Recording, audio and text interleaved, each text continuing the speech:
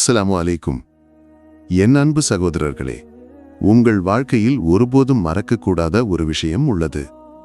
உங்கள் பெண் குழந்தைகளையும் உங்கள் பெண்களையும் உங்கள் குடும்பத்தையும் நீங்கள் கவனிக்க வேண்டும். அல்லாஹ்வின் தூதர் முஹம்மது நபி ஸல்லல்லாஹு அலைஹி வஸல்லம் கூறினார்கள், உங்கள் குழந்தைகளுக்கு நற்பண்புகளை கற்பிக்க வேண்டும்.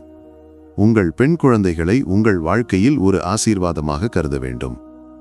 ஆனால் இன்று நம் சமூகத்தில் என்ன நடக்கிறது?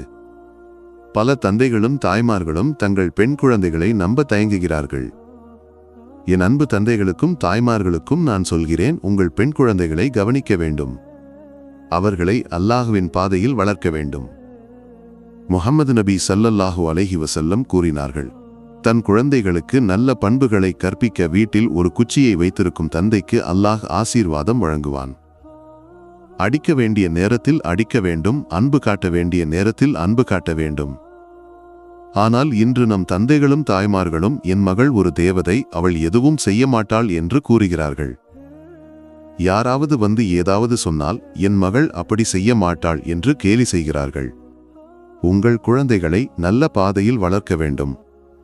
அவர்களுக்கு குர்ஆனையும் சுன்னாவையும் கற்பிக்க வேண்டும். அல்லாஹுவின் பாதையில் அவர்களை உங்கள் வாழ்க்கையின் ஆசீர்வாதமாக்க வேண்டும். உங்கள் பெண் குழந்தைகள் உங்கள் வாழ்க்கையின் ஆசீர்வாதம்.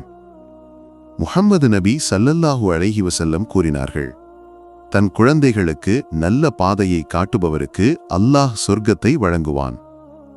அல்லாஹ்வே எங்களுக்கு ஈமானை அருள்ந்து ஆசீர்வதிக்கட்டும். உங்கள் பெண் குழந்தைகளை கவனியுங்கள். அவர்களை அல்லாஹ்வின் பாதையில் உங்கள் வாழ்க்கையின் ஆசீர்வாதமாக்குங்கள். அல்லாஹ் நம் அனைவரையும் ஈமானுடன் வாழ அருள் புரியட்டும். ஆமீன். வாழ. அஸ்ஸலாமு அலைக்கும்.